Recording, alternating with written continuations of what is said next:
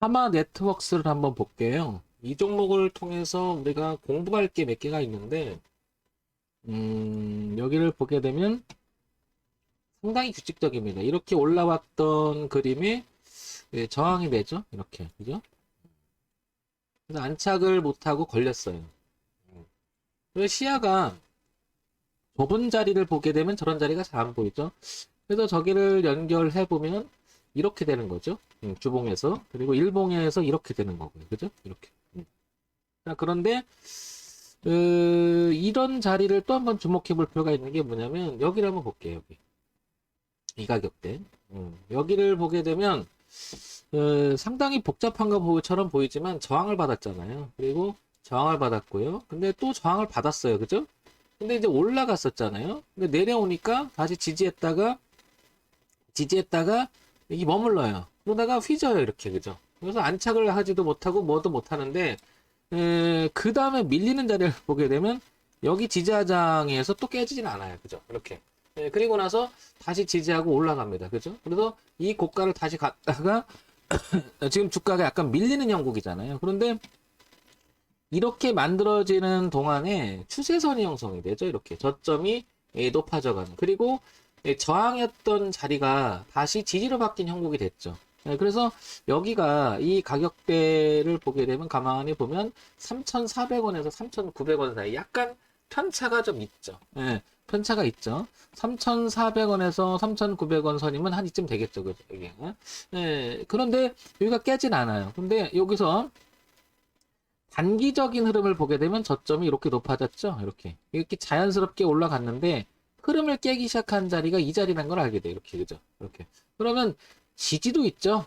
그 다음에 내려오는 저항도 있죠. 그러니까 전형적으로 이런 것을 저항과 지지가 공존한다. 그래서 여기를 끼어 있다 이렇게 표현하는데, 그러니까 이런 자리는 어떻게 중립이 돼 버리는 거죠. 그러면 이거를 해치고 올라가기 위해서는 당연히 이 저항하고 이 지지가 저항으로 바뀐 자리를 넘겨줘야겠죠. 그러니까 5,000원이라는 자리는 매우 중요하다는 거고, 여기서 보게 되면 4,000원이라고 하는 이 자리, 3,400원에서 3,900원, 이 자리가 3,400원, 3,900원 자리가 여기가 또한 매우 중요하다는 거죠. 이렇게 올라오는 자리니까, 그죠? 이렇게.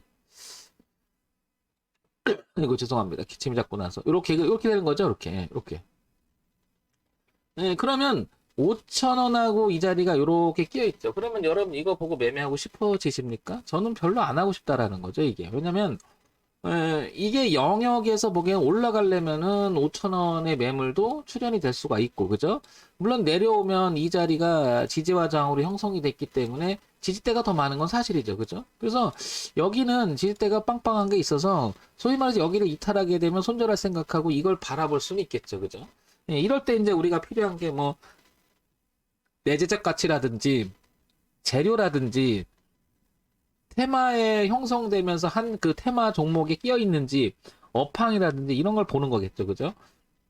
그런데 사마 네트워크스를 저한테 해보라면 안 할 것 같아요. 왜냐면 이 저항이요 한 번 걸려버리면 쉽게 극복하기가 어렵죠. 무슨 얘기냐면 주가가 고가를 만들었을 때는 그 주식이 가지고 있는 내재적 가치 한계가 표현이 됐다라고 우리가 가정을 한번 해봅시다. 그죠? 그러면 반대로 말할게요. 어떤 주가가 일정한 폭에서 갇혀 있었다. 그런데 이걸 뚫었다. 이거는 여러분들이 생각해 봐도 모멘텀 올라갈 만한 뭔가가 있어야지 뚫죠. 그죠? 근데 이게 없으면 이슈가 없으면 뚫기 어렵다는 거죠. 그런데 저항이 형성됐다라고 하는 것은 1차적으로 그만큼 한계를 졌다는 거고 여기서 1,000원이 올라갔을 때 벌써 6,000원까지 굉장히 5,900원까지 굉장히 강력하게 올라갔잖아요. 그러니까 적게 간 게 아니죠.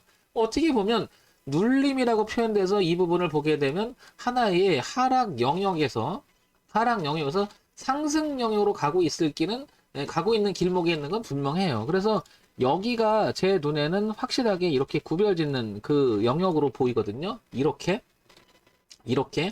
전체는 이렇게 가려고 하는 사람들이 있고 쉽게 해서 이쪽 영역이 이제 올렸다 이쪽 영역으로 바뀌어서 이렇게 가려고 하는 성질이 있다라는 건 맞죠. 그러나 저항이 있다라는 게 굉장히 걸리는 거죠. 우리가 그래서 제 판단에는 사마 네트워크스는 이렇게 갈 가능성이 훨씬 높아요. 이렇게. 그럼 황 대표 그쪽으로 가능성이 높으면 그냥 매매하면 안 될까? 어차피 올라간다며. 그런데 이런 데 걸리면 시간이 어마어마하게 까먹죠. 저는 그래서 매매를 할 때 기본적으로 이런 걸 좋아해요. 예를 들면 올려놓고 지지하장의 첫 번째잖아, 이런 거는. 올려놓고, 그죠? 그러면 이렇게 확인돼서 여기 아래 꼬리 달아서 이렇게 올라갔잖아요. 또 확인되잖아요. 저는 요런 데서 굉장히 좋아하지. 여기 보면 벙 떠갖고 중간이 돼버렸죠. 여기가 있고 여기가 있으면 중간이 돼버리는 거죠. 이렇게, 그죠? 그러면 얘가 눌림이 들어오게 되면 아까 3,400원까지 열려 있는데 1,000원이 빠져버리면 그만큼 한 20% 이상이 손실을 감내야 되고, 내린다고 했을 때 무조건 또 여기를 지지한다는 보장도 없습니다. 깨져버리면 그게 매물이 되면서 또 빠질 수 있잖아요. 그죠? 그러니까 어떤 기준에서 저는 최대한 가까울 때만 하지 멀어지면 안 한다는 거죠. 그리고 저항값을 두고 매매를 하게 되면 그게 못 뚫으면 시간이 엄청 걸리고, 뚫은다 한더라도 한참 걸리겠죠. 그러니까 저는 이런 걸 좋아하는 거예요. 내려오다가 이 흐름에 대한 저항이잖아요.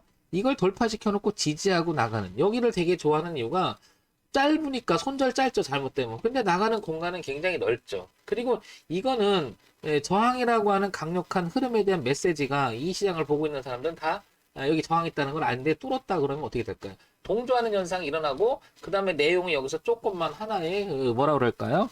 툭 쳐주기만 하면 주가가 올라가기가 쉽죠. 근데 저항을 끼고 있다라고 하는 것은, 저항을 돌파시켜 놓지 않다고 하는 것은 분명히 그 주가 갖고 있는 한계점이 무엇인가, 우리한테 노출되지 않는 문제가 있을 수 있다는 거죠. 가정해보면. 그래서 사마네트웍스는 이거는 우리가 한번 매매도 했던 거지만, 이렇게 보세요. 그죠? 예, 수렴했을 때 나간 이런 자리를 좋아했잖아요. 그때 우리가 그래서 여기서 한번 수익이 났던 걸로 기억이 납니다. 그죠? 이렇게. 예, 근데 이번에는 중간이 돼버렸죠. 그죠? 그러면 중간이 되면 올라오면 이 라인이 5,000원이 여기가 저항대였었잖아요. 이렇게 저항대. 근데 여기잖아요. 올라오면 저항이 될 수 있겠죠. 그러니까 이거 뚫으려면 한참 걸려서 돌아가서 매물수하고 이렇게 나간다면 시간이 한참 걸리겠죠. 또한 여기가 지금 3,400원대 여기가 있는데 지금 4,400원. 이거 눌림도 지금 있다라는 거죠. 그러니까 위치가 그죠? 안 간다는 말이 아니고, 혹시 안 간다면 위치가, 리스크가 상당히 크다라는 거죠. 크다. 이런 정도를 생각해 줄 수 있어야 된다는 거죠. 그래서 사마네트웍스는 좀 기다렸다가 하는 매매를 하든지, 여기서, 그죠? 여기서 지지하는 걸 보고 하든지, 아니면 돌파시켜 놓고 지지하는 걸 하든지 하는데, 지금 이 자리는 중간 자리가 되기 때문에 상당히 애매할 수가 있다. 이런 점 한번 참고해 보시기 바랍니다. 제가 말씀드리는 것은 정답을 말씀드리는 게 아니고요. 대응하기 위해서 기준을 한번 생각해 보자는 거죠. 기준. 예. 이 기준이라고 하는 것은 진입의 기준도 되고요. 청산의 기준도 되고요. 그 다음에 손절 관리, 즉 리스크 관리에 대한 기준이 되기 때문에 굉장히 중요한 의미를 갖죠.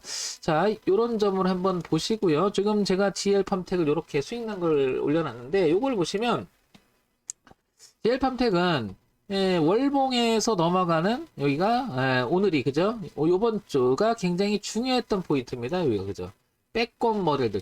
즉 엄청나게 오랜 시간에 하락으로 계속 유지하던 흐름이 이제 머리를 든 자리죠. 그래서 제가 이런 초기 모습에 굉장히 좋아하죠. 예.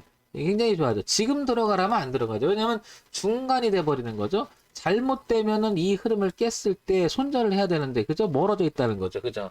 그러니까 어떻게 돼요? 항상 저항과 지지와 저항을, 기준을 항상 정해놓고 하면 리스크는 짧아지고 갈 자리는 넓다면 손익비에 의해서 해볼 만하다는 거죠. 손익비. 그러니까 뭐냐면 기대 손익비라고 하는데, 기대 수익은 갈 자리는 넓고 기대 손실은 짧은. 그러니까 이런 부분들이 미리 정해놓고 하게 되면 고민할 게 없는 거죠. 이걸 우리는 사실을 매매 툴이라고 하죠.